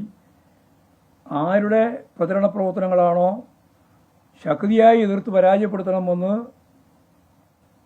അൻവർ പറഞ്ഞത്, അതേ മറുനാടൻ മലയാളി ചാനലിന്റെ ആരോപണങ്ങളാണ് ADGPയുടെ പ്രശ്നം ഉൾപ്പെടെയുള്ള കാര്യങ്ങളിൽ ഇപ്പോൾ യഥാർത്ഥത്തിൽ അൻവർ പറഞ്ഞുകൊണ്ടിരിക്കുന്നത് എന്നത് വിരോധാഭാസമാണെങ്കിലും സംഭവിച്ചത് അതാണ് നമ്മുടെ മുമ്പിലുള്ള സത്യം. വർഗീയ ശക്തികൾ പാർട്ടിക്കെതിരായിട്ട് മുന്നോട്ടേക്ക് വരുന്നുണ്ട്. കഴിഞ്ഞ ലോക്സഭാ തെരഞ്ഞെടുപ്പിൽ മുസ്ലിം പ്രീണന നയം സ്വീകരിക്കുന്നു എന്ന സമീപനമായിരുന്നു BJP ഉടനീളം കേരളത്തിൽ അഴിച്ചുവിട്ടത്. എന്ന് പറഞ്ഞാൽ ന്യൂനപക്ഷ വിരുദ്ധമായ നിലപാട് സ്വീകരിക്കുന്ന RSSന്റെ ഏറ്റവും പ്രധാനപ്പെട്ട പ്രചരണം CPIM ന്യൂനപക്ഷ പ്രീണന നിലപാട് സ്വീകരിക്കുന്നു എന്നാണ്. ഞങ്ങളൊരു കാര്യം അന്നും ഇന്നും പറഞ്ഞിട്ടുണ്ട്, ന്യൂനപക്ഷങ്ങളെ സംരക്ഷിക്കുക എന്നുള്ളത് ലോകത്തെവിടെയുള്ള കമ്മ്യൂണിസ്റ്റുകാരൻ്റെ ഏറ്റവും പ്രധാനപ്പെട്ട ലക്ഷ്യമാണ് ന്യൂനപക്ഷ സംരക്ഷണം എന്നുള്ളത്. എന്നാൽ അത് ന്യൂനപക്ഷ പ്രീണനം എന്ന് അവതരിപ്പിക്കുന്നത് വർഗീയമാണ്. ഇതേപോലെ തന്നെ വേറൊരു ഭാഗം കേരളത്തിൽ ഇപ്പോഴും കൈകാര്യം ചെയ്യപ്പെടുന്നുണ്ട്. അത് ഹിന്ദുത്വവുമായി സന്ധി ചെയ്യുന്നു എന്നുള്ള പ്രചരണമാണ്. കമ്മ്യൂണിസ്റ്റ് പാർട്ടിക്ക് വർഗീയ ശക്തികളുമായി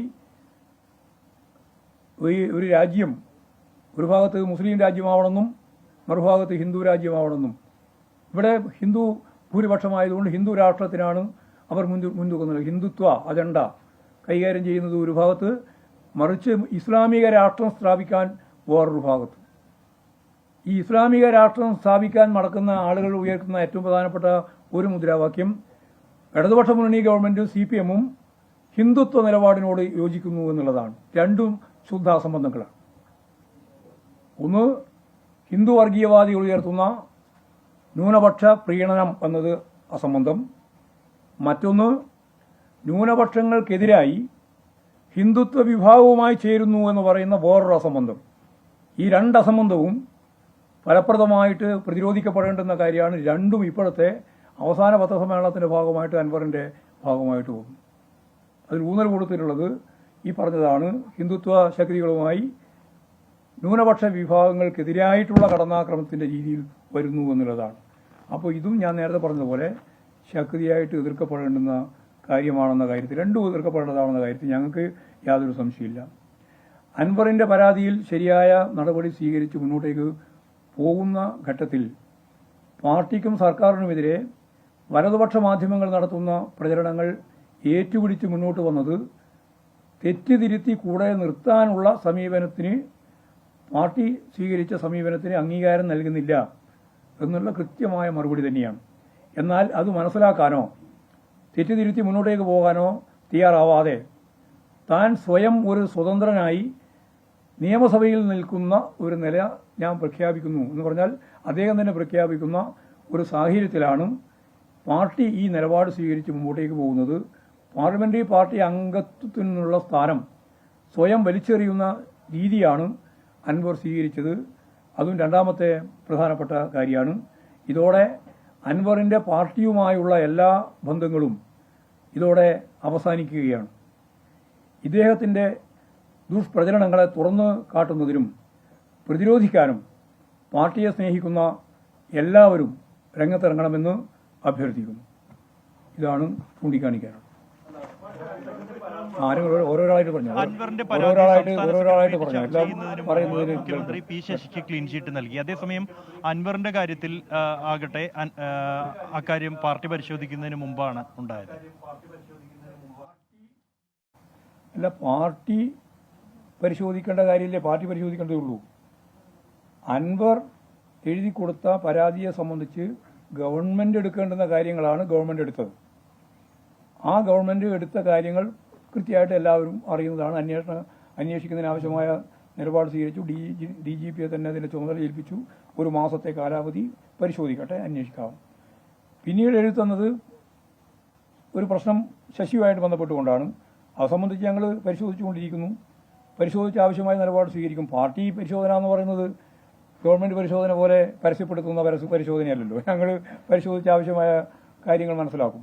അപ്പോൾ അതിന്റെ അതെ ഭാഗമാണ്. അല്ല, അത് DGPയുടെ അത് ഉൾപ്പെടെയുള്ള എല്ലാ കാര്യങ്ങളും അന്വേഷിക്കാനാണല്ലോ പറഞ്ഞത്. അന്വേഷിച്ചതിന്റെ ഭാഗമായിട്ട് ഇനി അതുമായിട്ട് ബന്ധപ്പെട്ട് വരുന്നുണ്ടെങ്കിൽ അതും പരിശോധിക്കാം. അതെ അതെ, അതും കൂടി വരും.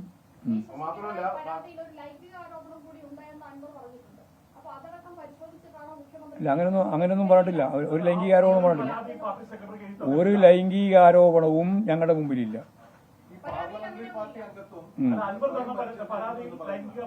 ഇല്ല ഇല്ല. പാർലമെന്ററി പാർട്ടി അംഗത്വം അൻവർ സ്വയം വലിച്ചെറിഞ്ഞിരിക്കുന്നു. പക്ഷെ അൻവറിനെതിരെ പാർട്ടി എന്ത് നടപടി സ്വീകരിക്കും? അൻവറിനെതിരായിട്ട് എന്ത് നടപടി സ്വീകരിക്കാനാ? പാർട്ടി മെമ്പർ പോലും അല്ലാതെ അൻവറിനെതിരായിട്ട് പാർട്ടി നിലപാടാ സ്വീകരിക്കാം?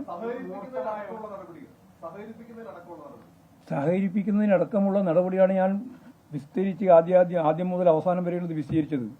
ഇന്നലത്തതോടുകൂടി അദ്ദേഹം പറഞ്ഞു, ഞാൻ പാർലമെന്ററി പാർട്ടി യോഗത്തിലും പങ്കെടുക്കില്ല, ഞാൻ LDFന്റെ ഭാഗമായിട്ട് നിൽക്കുകയും ചെയ്യില്ല എന്ന് അദ്ദേഹം നിലപാട് പരസ്യമായിട്ട് എടുത്തു കഴിഞ്ഞാൽ പിന്നെ ഞങ്ങളെന്ത് നിലപാട് സ്വീകരിക്കണം എന്നാണ് പറയുന്നത്? രാവിലെ അദ്ദേഹം നൽകിയ അഭിമുഖങ്ങളിലൊക്കെ പറയുന്നത് മുൻ നിലപാട് തിരുത്തി LDFൽ തുടരുകയാണ്, പുറത്താക്കുന്നത് വരെ തുടരും എന്ന ഒരു പുതിയ പ്രതികരണമുണ്ട്. നോക്കാം, നമുക്ക് നോക്കാം.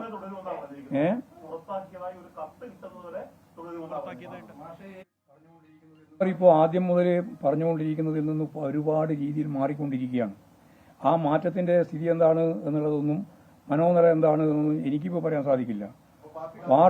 പാർട്ടിക്ക് അൻവറെ പുറന്തള്ളണം എന്ന ഒരു അഭിപ്രായവും അന്നുമില്ല, ഇന്നുമില്ല. പറഞ്ഞു മനസ്സിലായില്ല. അല്ലല്ല, ഇപ്പൊ നിലപാട് സ്വീകരിച്ചല്ലോ.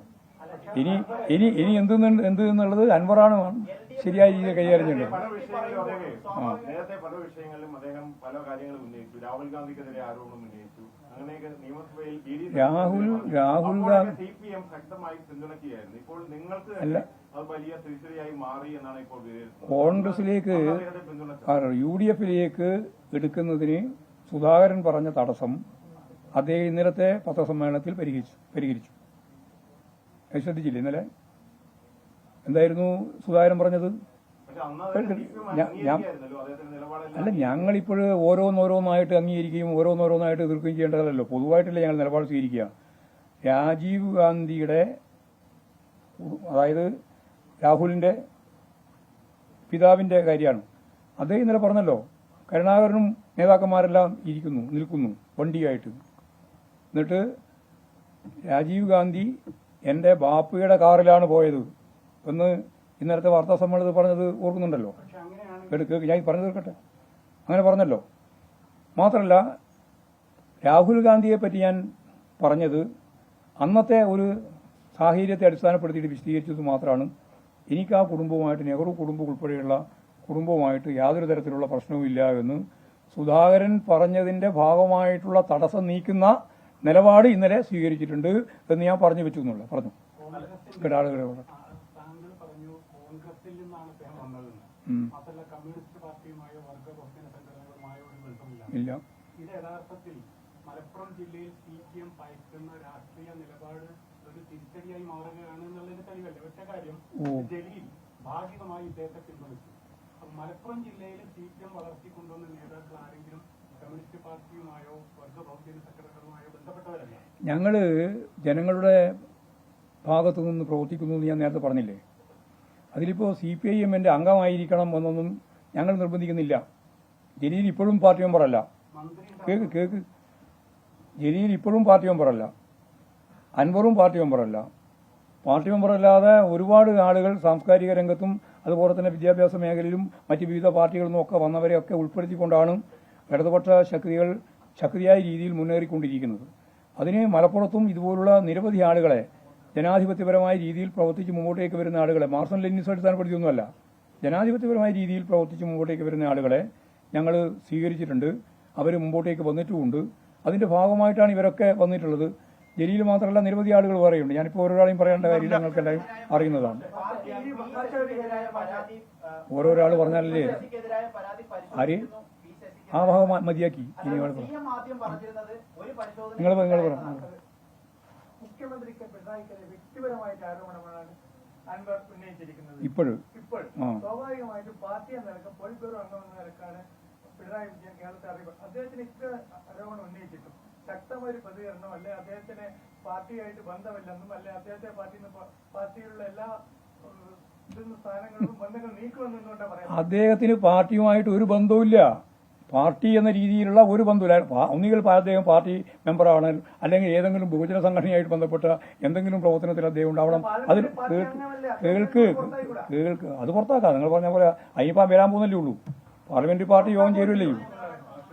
അതിലിപ്പോ പുറത്താക്കാൻ അതിലിപ്പോ ഒരു യാന്ത്രികമായ ഒരു ചോദ്യമാണ്.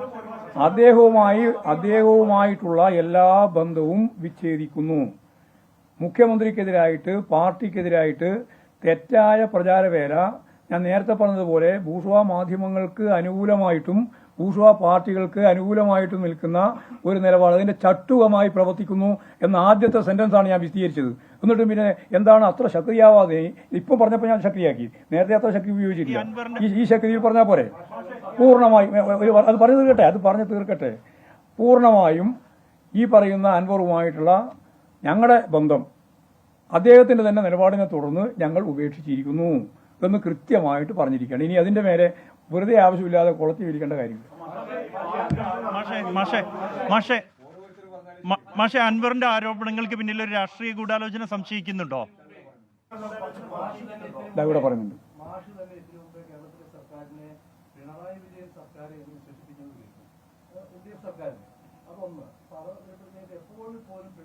അതുകൊണ്ടാണ് തിരിച്ച് LDF സർക്കാർ നയിക്കും.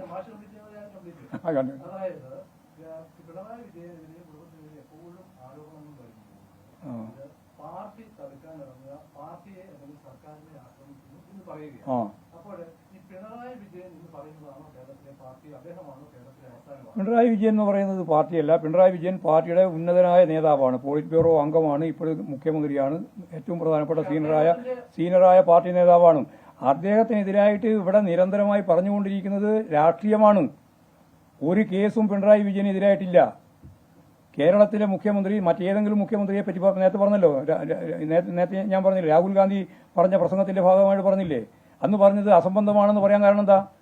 പല മന്ത്രിമാർക്കും മുഖ്യമന്ത്രിമാർക്കും ആളുകൾക്കും എതിരായിട്ട് കേസെങ്കിലും ഉണ്ട്. ആ കേസ് അടിസ്ഥാനപ്പെടുത്തിയിട്ടാണ് അറസ്റ്റ് ചെയ്തത്. എന്നാൽ പിണറായിക്കെതിരായിട്ട് ഒരു കേസും നിലവിലില്ല. ആ കേസില്ലാതെ പിണറായി എങ്ങനെ അറസ്റ്റ് ചെയ്യുമെന്ന ചോദ്യം അന്ന് തന്നെ ഞങ്ങൾ ചോദിച്ചതാണ്. അതിലൊന്നും ഞങ്ങൾ വിട്ടുവീഴ്ച ചെയ്തിട്ടൊന്നുമില്ല. അപ്പോൾ അതിന്റെ അർത്ഥം പിണറായിക്കെതിരായിട്ടുള്ള എല്ലാ പ്രചാരണവേലയും രാഷ്ട്രീയമാണ്. ആ രാഷ്ട്രീയമായ നിലപാടിനെ രാഷ്ട്രീയമായിട്ട് നേരിടുന്നു എന്നുള്ളതാണ് കൃത്യമായ അർത്ഥം. എന്ന് സംശയിക്കുന്നുണ്ടോ? അൻവറിന്റെ ആരോപണങ്ങൾക്ക് പിന്നിൽ ഒരു രാഷ്ട്രീയ ഗൂഢാലോചനയുണ്ട് എന്ന് സംശയിക്കുന്നുണ്ടോ? ഇപ്പം ഗൂഢാലോചനയുടെ കാര്യമില്ല, ആലോചന തന്നെ ശരിയായില്ലേ? അദ്ദേഹം പൂർണ്ണമായിട്ട് LDF നിന്ന് മാറിയെന്ന് പരസ്യമായി പ്രഖ്യാപിച്ചില്ലേ? ഇനി അതിന്റെ പിന്നിൽ ആരൊക്കെ പ്രവർത്തിച്ചു എന്നുള്ളത് പിന്നീട് വരും, മനസ്സിലാവും. ഇതിന്റെ അൻവർ ഉന്നയിച്ചിരിക്കുന്ന ആരോപണങ്ങൾ അല്ല, അന്വേഷിക്കുന്ന ആരോപണങ്ങൾ കടമ്പില്ല എന്ന് നമ്മൾ പറഞ്ഞിട്ടില്ല.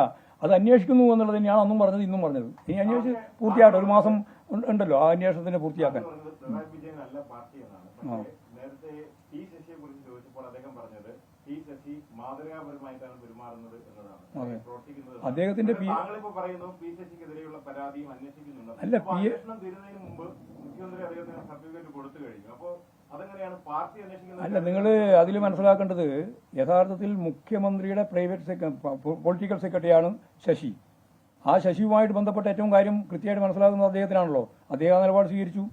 ഞങ്ങളെ മുമ്പിൽ പാർട്ടിയുടെ അത് ഗവൺമെന്റ് തലത്തിൽ ഞങ്ങളുടെ തലത്തിൽ വരുമ്പോൾ അത് സംബന്ധിച്ച് എന്തെങ്കിലും അന്വേഷിക്കാനുണ്ട് അന്വേഷിക്കും, അത്രയേ ഉള്ളൂ. ഇതിലെ രാഷ്ട്രീയമായി വളരെ കൃത്യമായ മറുപടി മാഷ് നൽകി കഴിഞ്ഞു. പക്ഷേ അദ്ദേഹം ഉന്നയിച്ച മൂർത്തമായ പ്രശ്നം ADGP അജിത് കുമാർ എന്ന വ്യക്തി കേന്ദ്രീകരിച്ചാണ്.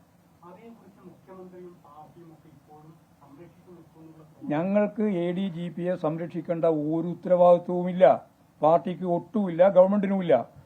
ADGPയെ സംബന്ധിച്ച് ഉൾപ്പെടെയുള്ള മുഴുവൻ കാര്യങ്ങളും ഇപ്പോൾ ഏറ്റവും അവസാനത്തെ തൃശൂർ പൂര ഉൾപ്പെടെയുള്ള പ്രശ്നങ്ങൾ മുഴുവൻ അന്വേഷിച്ചുകൊണ്ടിരിക്കുകയാണ്, അന്വേഷണത്തിന് വിധേയമാകുകയാണ്. അങ്ങനെ അന്വേഷിച്ചുകൊണ്ട് വരുന്ന റിപ്പോർട്ട് അടിസ്ഥാനപ്പെടുത്തി ഒരു സംശയമില്ലാതെ ആവശ്യമായ നിലപാട് നടപടി ഗവൺമെന്റ് സ്വീകരിക്കും എന്നാണ് ഗവൺമെന്റ് പറഞ്ഞത്. അങ്ങനെ സ്വീകരിക്കണം എന്നാണ് CPMന്റെ അഭിപ്രായം. എന്തുകൊണ്ടാണ് അദ്ദേഹത്തെ ആദ്യം അന്വേഷണം ഏൽപ്പിച്ചത്? ആരെ? പൂരമന്റെ പ്രശ്നം അന്വേഷിച്ചത് പൂരം എപ്പോഴാണ്? പൂരം എത്ര മുമ്പുള്ളതാണ്? ഇപ്പോഴാണ് മറ്റോ ഈ ആരോപണം വന്നതിന് ശേഷമാണോ പൂരം അന്വേഷിച്ചത്? അജിത് കുമാർ അധിക നാൾ പദവിയിൽ ഉണ്ടാവില്ലെന്നാണ് അല്പം മുമ്പ് ബിനോയ് വിശ്വം പറഞ്ഞത്.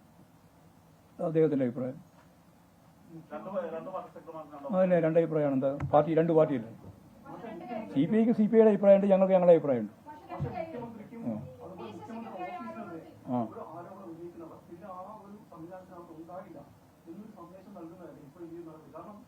അല്ലല്ല, അല്ല, അത് നിങ്ങൾക്ക് എന്തോ ഒരു വാലുണ്ട്. ആ ചോദ്യത്തിനൊരു വാലുണ്ട്. ആ വാലിലേക്കൊന്നും ഞാനിപ്പോൾ വരുന്നില്ല. ഉത്തരം വളരെ വ്യക്തമാണ്. ഗവൺമെന്റിനും പാർട്ടിക്കുമെതിരായിട്ട് ആരോപണം ഉന്നയിക്കുന്ന ഒരാളുടെ പേരിൽ ഒരു നിലപാടും ഞങ്ങൾ സ്വീകരിക്കില്ല. ഗവൺമെന്റിന്റെ മേലെ ആരോപണം ഉന്നയിക്കാനൊക്കെ ജനാധിപത്യ സമൂഹത്തിന്റെ മേലെ ആർക്കും അവകാശമുണ്ട്. എന്നാൽ ഞാൻ ഈ LDFന്റെ ഭാഗമായിട്ടില്ല.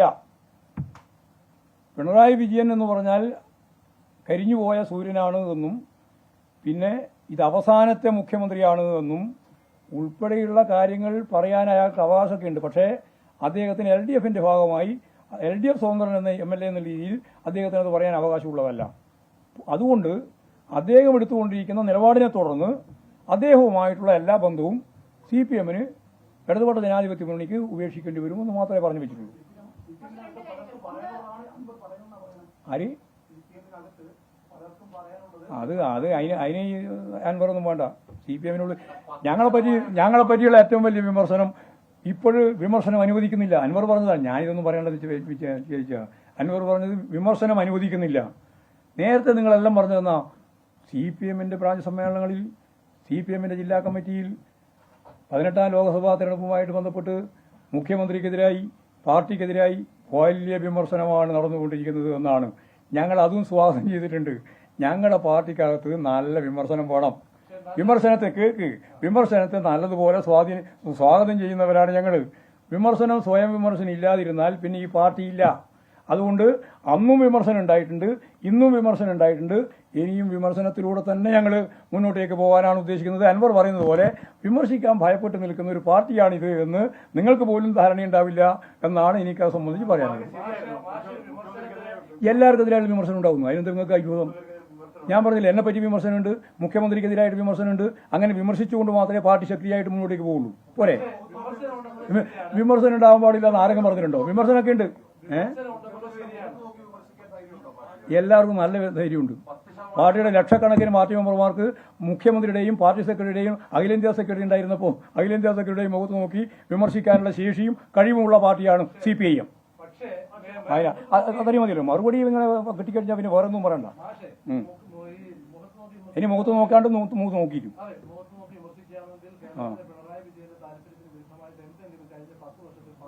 കമ്മ്യൂണിസ്റ്റ് പാർട്ടിയുടെ താല്പര്യത്തിന് വിരുദ്ധമായ ഒരു കാര്യവും പിണറായി വിജയന്റെ താല്പര്യവുമായി ബന്ധപ്പെട്ടില്ല. കമ്മ്യൂണിസ്റ്റ് പാർട്ടിയുടെ താല്പര്യത്തിന് വിരുദ്ധമായി ഒരു താല്പര്യവും പിണറായി വിജയനുമായിട്ട് ബന്ധപ്പെട്ടില്ല. ഈ വിവാദങ്ങളെല്ലാം പിണറായി വിജയന്റെ മൂന്നാം പിണറായി വിജയന്റെ മൂന്നാം ഊഴാണെന്ന് ഞാനിപ്പം പറയുന്നില്ല. ഒരു കാര്യം ഞാൻ ഉറപ്പിച്ചു, നേരത്തെ പറഞ്ഞു നിങ്ങളങ്ങനെ പറയാൻ പാടില്ല. ആ വിമർശനം ഞാൻ ഉൾക്കൊണ്ടു. നിങ്ങൾ നേരത്തെ പറഞ്ഞ വിമർശനം ഞാൻ ഉൾക്കൊണ്ടു. ഇടതുപക്ഷ ജനാധിപത്യ മുന്നണിയുടെ മൂന്നാം ടേമിലേക്കുള്ള യാത്ര ഒഴിച്ചുവെക്കാനാവാത്ത ഒരു അജണ്ടയായി കേരളം കൈകാര്യം ചെയ്യുന്നു. അതാണ് ഒഴിച്ചുവെക്കാനാവാത്ത ഒരു അജണ്ടയായി കേരളം കൈകാര്യം ചെയ്യുമ്പോൾ അത് എങ്ങനെയാണ് ഒഴിവാക്കപ്പെടുക എന്നതിനെ പറ്റിയാണ് കൃത്യമായിട്ട് ബൂർഷ്വാ മാധ്യമങ്ങളും അതുപോലെ തന്നെ ഈ പറയുന്ന ഞാൻ നേരത്തെ ചൂണ്ടിക്കാണിച്ചിട്ടുള്ള ബൂർഷ്വാ പാർട്ടികളും അജണ്ട വെച്ച് ഒരു വികസനവും നടത്താൻ കേരളത്തിൽ അനുവദിക്കില്ല എന്ന് പറഞ്ഞത്. ഇവിടെ ഇവിടെ ഇവിടെ ഇവിടെ ഇവിടെ ഇവിടെ പറ, കുറെ ഒന്നും പറഞ്ഞില്ല ഇതുവരെ.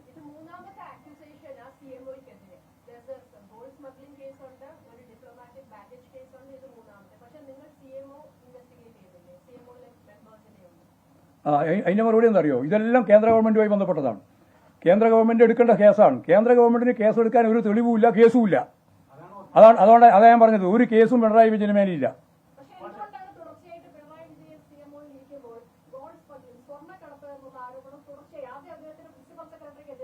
അതെ, അത് ശരിയാ. അത് നമുക്ക് പരിശോധിക്കാം എന്തുകൊണ്ടാണ് വരുന്നത്, അതിനുത്തരം കാണാം.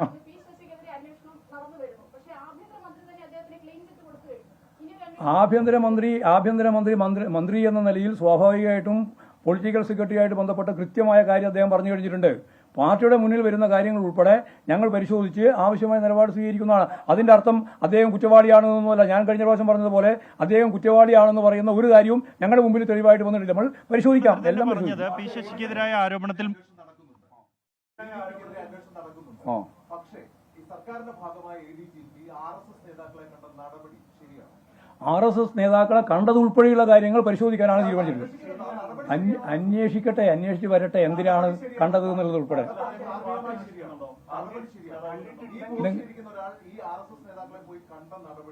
എന്തിനാണ് കണ്ടത് എന്ന് ഉൾപ്പെടെയുള്ള കാര്യങ്ങൾ മനസ്സിലാക്കാതെ ഒരു ഭാഗിക ഉത്തരം പറഞ്ഞാൽ അത് ഭാഗിക സത്യമായിരിക്കും. ഒരു പൂർണ്ണ സത്യമായിക്കോട്ടെ, ഒരു പൂർണ്ണ സത്യമാകുന്നതല്ലേ. അതിപ്പോ റിപ്പോർട്ട് വരട്ടെ, നമുക്കിപ്പോൾ നോക്കാം. നിങ്ങൾ ധൃതി പിടിക്കുന്നത് എന്തിനാ? പാർട്ടിക്ക് ഇവരെ ആരെയും സംരക്ഷിക്കേണ്ട ഒരു ഉത്തരവാദിത്വമില്ല എന്ന് ഞാൻ നേരത്തെ പറഞ്ഞു. ശരി, കുറേ ചോദ്യം ചോദിച്ചു.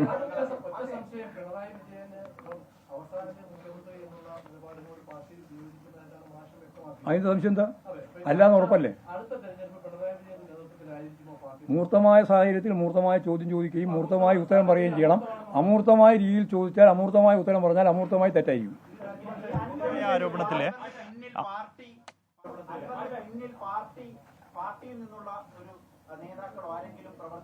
ഇല്ല, പ്രവർത്തിക്കുന്നില്ല. ഒരാളും പ്രവർത്തിക്കുന്നില്ല. അല്ല, അദ്ദേഹം പറഞ്ഞതിന്റെ ഭാഗമായിട്ട് പറഞ്ഞത്.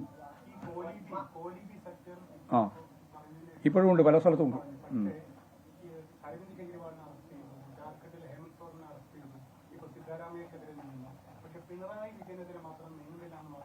അതല്ലേ ഞാൻ മലയാളത്തിലല്ലേ നിങ്ങൾ ഇത്രയും പറഞ്ഞത്. നിങ്ങൾ ചോദിക്കുന്നില്ലേ? ഏതെങ്കിലും ആയിക്കോട്ടെ. ഞാൻ പറഞ്ഞില്ലേ, പിണറായി വിജയൻ അറസ്റ്റ് ചെയ്യണമെങ്കിൽ എന്ത് വേണം? സാമാന്യ മര്യാദ ഒരു ചോദ്യം ചോദിക്കാം. എന്താ വേണ്ടേ? ഒരാളെ അറസ്റ്റ് ചെയ്യണം, എന്താ വേണ്ടത്? എവിഡൻസ് ഒന്നും വേണ്ട അറസ്റ്റ് ചെയ്യാൻ. അത്രയൊന്നും നിങ്ങൾക്ക് അറിയാതെ ആളല്ലോ നിങ്ങൾ. FIR എഴുതണം. പിണറായി വിജയനെതിരായിട്ട് ഒരൊറ്റ FIR ഇല്ല. പിന്നെ എങ്ങനെ അറസ്റ്റ് ചെയ്യുക? അപ്പോൾ പ്രചരണമാണ്, കള്ളപ്രചരണമാണ്. പ്രചരണം നടത്തുക എന്നതിൽ കവിഞ്ഞ് വേറെ ഒന്നും അവർ ഉദ്ദേശിക്കുന്നില്ല. ആ പ്രചരണത്തിന്റെ ഭാഗമായിട്ട് രാഹുലും എന്ത് കേസാ രാഹുലും കേസ്? ഞാനത് പറയാണ്ട് വിടാൻ രാഹുൽ ഈ പറയുന്ന രീതിയിലുള്ള ഒരു കേസും ഇപ്പം നിലവിലില്ല. എന്താ കേസാ? നിങ്ങൾക്ക് ഇതെല്ലാം അറിയാമല്ലോ, പറയാം. നിങ്ങൾ ഡൽഹിയിലല്ലേ? ഏത് കേസാ?